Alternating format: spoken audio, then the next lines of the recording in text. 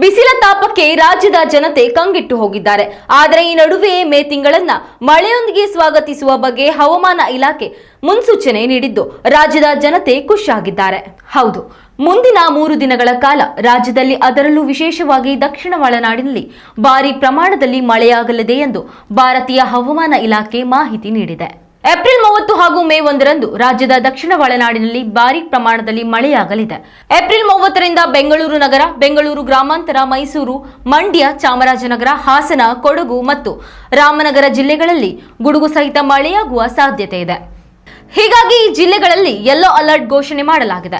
ಇನ್ನು ಈ ಅವಧಿಯಲ್ಲಿ ದಕ್ಷಿಣ ಕನ್ನಡ ಮತ್ತು ಉಡುಪಿ ಜಿಲ್ಲೆಗಳಲ್ಲಿ ಗುಡುಗು ಸಹಿತ ಸಾಧಾರಣ ಮಳೆಯಾಗಲಿದೆ ಎಂದು ಹವಾಮಾನ ಇಲಾಖೆ ಹೇಳಿದೆ. ಉಡುಪಿಯಲ್ಲಿ ಗರಿಷ್ಠ ತಾಪಮಾನ 32ರಿಂದ 36 ಡಿಗ್ರಿ ಸೆಲ್ಸಿಯಸ್ ಇರಲಿದೆ ಹಾಗೂ ದಕ್ಷಿಣ ಕನ್ನಡ ಜಿಲ್ಲೆಯಲ್ಲಿ ಗರಿಷ್ಠ ತಾಪಮಾನ 33ರಿಂದ 35 ಡಿಗ್ರಿ ಸೆಲ್ಸಿಯಸ್ ಆಸುಪಾಸಿನಲ್ಲಿ ಇರಲಿದೆ. ರಾತ್ರಿ ವೇಳೆ ತಾಪಮಾನ 26 ಡಿಗ್ರಿ ಸೆಲ್ಸಿಯಸ್ ಬರಲಿದೆ. ಮಳೆಯ ಮುನ್ಸೂಚನೆ ಇದ್ದರೂ ಸಹ ಕರಾವಳಿ ಭಾಗದಲ್ಲಿ ಹವಾಮಾನವು ಆರ್ದ್ರತೆಯಿಂದ ಕೂಡಿದ್ದು ಅತ್ಯಧಿಕ ಸೆಕೆಯ ಅನುಭವ ಇರಲಿದೆ ಎಂದು ಹವಾಮಾನ ಇಲಾಖೆ ತಿಳಿಸಿದೆ. ಉತ್ತಮ ಸಂಸ್ಕಾರಯುತ ಶಿಕ್ಷಣದೊಂದಿಗೆ VSS English medium CBSE school Udupi Muddur.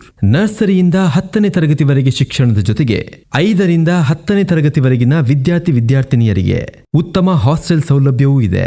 ನಿಮ್ಮ ಮಕ್ಕಳ ಪ್ರವೇಶಾತಿಗಾಗಿ ಈ ಸಂಖ್ಯೆಗೆ ಕರೆ ಮಾಡಿ.